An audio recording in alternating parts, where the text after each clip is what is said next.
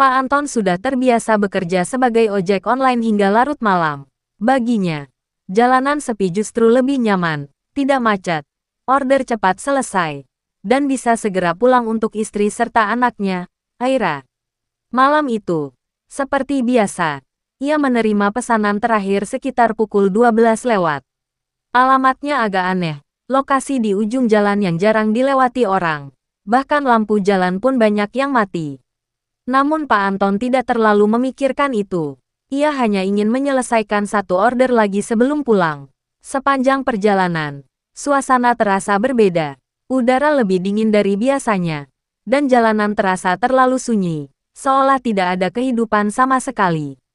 Saat sampai di titik penjemputan, tidak ada siapa-siapa. Hanya jalan gelap dan angin yang berhembus pelan. Lalu, tiba-tiba seseorang sudah duduk di jok belakang motornya. Pak Anton tidak ingat kapan penumpang itu naik. Tidak ada suara langkah. Tidak ada sapaan. Jalan. Pak, bisik suara pelan dari belakang. Dengan perasaan tidak enak, Pak Anton menuruti. Ia mengantar penumpang itu tanpa berani menoleh sedikit pun. Sesampainya di tujuan, penumpang itu turun tanpa suara. Tidak ada ucapan terima kasih. Tidak ada bayaran langsung. Hanya notifikasi di aplikasi yang tiba-tiba selesai sendiri. Pak Anton langsung tancap gas pulang, berusaha melupakan kejadian aneh itu.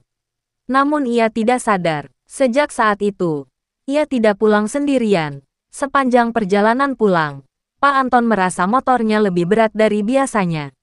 Seperti masih ada yang duduk di belakang, padahal ia sudah memastikan tadi penumpangnya turun. Beberapa kali ia melirik spion, kosong, namun setiap kali melewati jalan gelap, bayangan di spion itu seperti bergerak sendiri. Sekilas tampak ada sosok duduk membungkuk di jok belakang. Pak Anton mulai merinding, tangannya gemetar.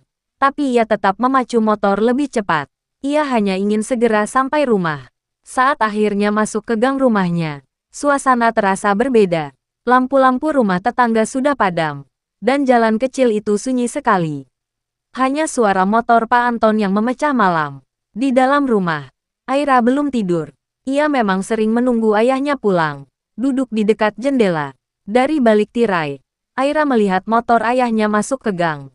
Awalnya biasa saja, sampai ia menyadari sesuatu. Ada seseorang duduk di belakang Pak Anton. Bukan seperti penumpang biasa. Tubuhnya pucat. Rambutnya panjang menutupi wajah. Dan kepalanya miring perlahan. Seperti sedang menatap langsung ke arah rumah mereka. Aira membeku. Ia ingin berteriak, tapi suaranya seakan tertahan di tenggorokan. Motor itu berhenti tepat di depan rumah. Dan saat Pak Anton turun, sosok itu tidak ikut turun. Ia tetap duduk di sana. Perlahan, kepalanya terangkat. Dan untuk pertama kalinya, Aira melihat wajahnya. Senyumnya terlalu lebar, matanya gelap, kosong. Dan lebih mengerikan lagi, sosok itu menoleh ke arah Aira. Lalu mengangkat tangan, seolah menyapa. Sejak malam itu, bukan hanya Pak Anton yang pulang membawa sesuatu. Tapi sesuatu itu, sudah tahu di mana mereka tinggal. Malam itu, Aira tidak berani membuka pintu. Ia hanya berdiri kaku di balik jendela. Napasnya tercekat saat melihat sosok itu perlahan turun dari motor setelah Pak Anton masuk ke dalam rumah. Tidak ada suara langkah, tidak ada bayangan yang jelas. Tapi Aira tahu, sesuatu itu kini berdiri tepat di depan pintu. Ra, kau belum tidur? Suara Pak Anton dari dalam memecah keheningan.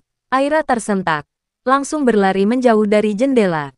Ia ingin bicara, ingin memperingatkan ayahnya, tapi kata-kata itu terasa sulit keluar. Pak, suaranya pelan, gemetar. Tadi, ada yang ikut Bapak pulang. Pak Anton hanya tertawa kecil, mencoba menenangkan. Ah, kamu mimpi kali. Udah malam, ayo tidur. Namun saat ia menutup pintu rumah, terdengar suara ketukan pelan dari luar. Tok, tok, tok. Pak Anton membeku. Aira langsung memeluk dirinya sendiri. Matanya membesar ketakutan. Pak, itu dia, bisik Aira. Ketukan itu terdengar lagi.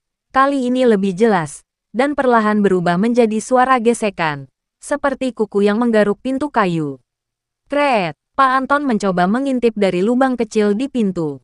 Kosong, tidak ada siapa-siapa. Namun saat ia hendak berbalik, Suara itu tiba-tiba berpindah ke jendela samping. Tok, tok, tok. Aira menoleh perlahan, dan di balik kaca jendela, wajah itu muncul, pucat, tersenyum lebar, mata hitam pekat menatap langsung ke dalam rumah.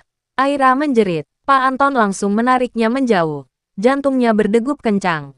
Kini ia sadar, apapun yang ia antar tadi malam, benar-benar mengikutinya pulang.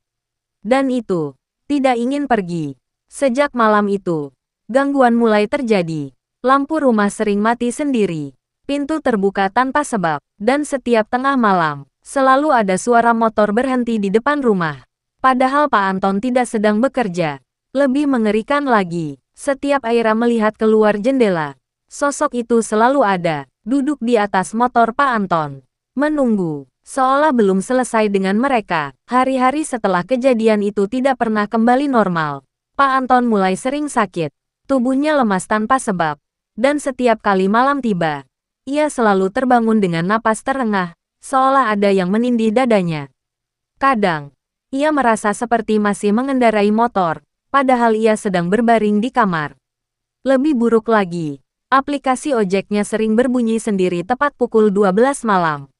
Order masuk, tanpa nama, tanpa tujuan yang jelas. Dan setiap kali notifikasi itu muncul, motor di depan rumah akan menyala sendiri. Mesin hidup, lampu menyala, seakan menunggu Pak Anton untuk berangkat lagi. Aira menjadi yang paling sering melihatnya. Sosok itu kini tidak hanya di luar rumah. Kadang berdiri di ujung lorong.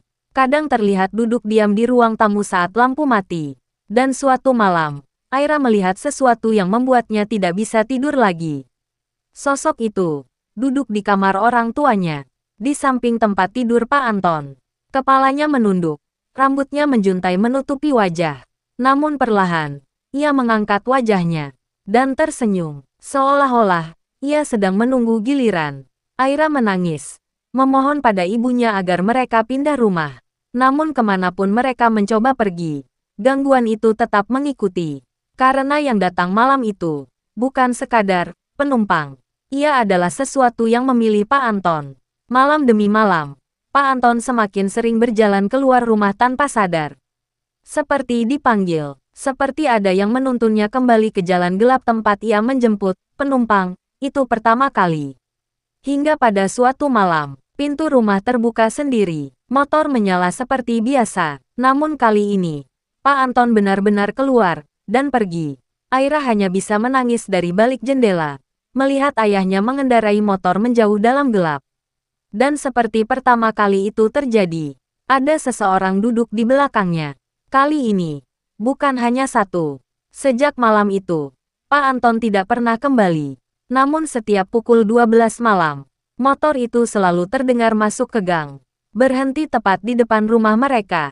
Mesin mati, sunyi, dan dari balik jendela, Aira melihat sesuatu yang tidak akan pernah bisa ia lupakan. Motor itu masih ada, tapi yang duduk di atasnya, bukan lagi ayahnya, melainkan sosok pucat itu, bersama bayangan lain di belakangnya. Dan di antara mereka, ada seseorang yang wajahnya sangat mirip dengan Pak Anton. Tersenyum, menatap rumahnya sendiri, seolah kini, ia sudah menjadi bagian dari mereka. Dan yang paling mengerikan, setiap malam berikutnya, jumlah penumpang di motor itu selalu bertambah.